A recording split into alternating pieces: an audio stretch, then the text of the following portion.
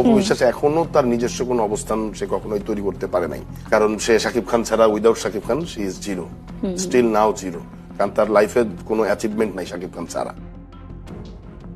বুবলির তুলনায় অপবিশ্বাস পুরোপুরি মূল্যহীন, অর্থাৎ বুবলির নখের যোগ্যতাও নেই অপবিশ্বাসের। অপবিশ্বাস তার লাইফে যতটুকু যা করেছে তার সবটাই সাকিবের অবদানে। একজন ব্যক্তি হিসেবে অপবিশ্বাস পুরোপুরি শূন্য। বুবলির প্রশংসা করে অপবিশ্বাসকে নিয়ে ঠিক এভাবে প্রতিক্রিয়া দেখিয়েছেন অভিনেতা শিমুল খান। স্পষ্ট ভাষায় তিনি দাবি করেছেন বুবলির সঙ্গে অপবিশ্বাসের তুলনা করাটা বোকামি, কেননা বুবলির লেভেলেই নেই অপবিশ্বাস। কিন্তু প্রশ্ন হলো, হঠাৎ করে অপবিশ্বাসকে নিয়ে তার এসব মন্তব্যের কারণ কি, এবং দ্বিতীয় প্রশ্ন হচ্ছে তার বলা এসব মন্তব্যের যুক্তিকতাই বা কতটুকু। চলুন তার বিস্তারিত জেনে নেওয়া যাক।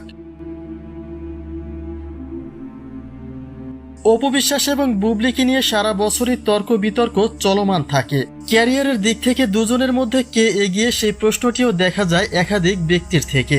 আর সেই প্রসঙ্গেই এবার খোলাখুলি তথ্য দিয়েছে অভিনেতা শিমুল। তার দাবি, অপবিশ্বাস সাকিবের সঙ্গে একটানা সিনেমা করেছে কয়েক বছর, আর সেখান থেকে যতটুকু নাম কুড়িয়েছেন তিনি।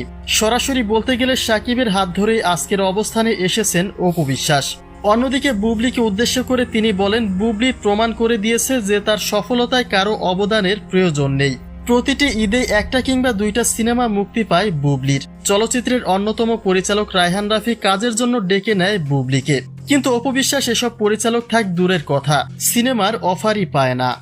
বুবলি কিন্তু উইদাউট শাকিব খান সে কিন্তু সফল, এখন 1 নম্বর পজিশনে বুবলি আছে। প্রতি ঈদে কিন্তু বুবলির সিনেমা আসে, এবং এই ঈদে 2টা। শিমুল স্পষ্টভাবেই বলেন, বুবলির সঙ্গে অপবিশ্বাসের তুলনা চলে না, কেননা বুবলি একজন সফল নায়িকা।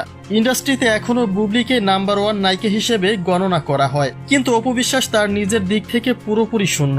তার সফলতায় নিজের কোনো ক্রেডিট নেই। সুতরাং অপবিশ্বাসের সঙ্গে বুবলির কম্পেয়ার করা হলে নিঃসন্দেহে এগিয়ে থাকবেন বুবলি।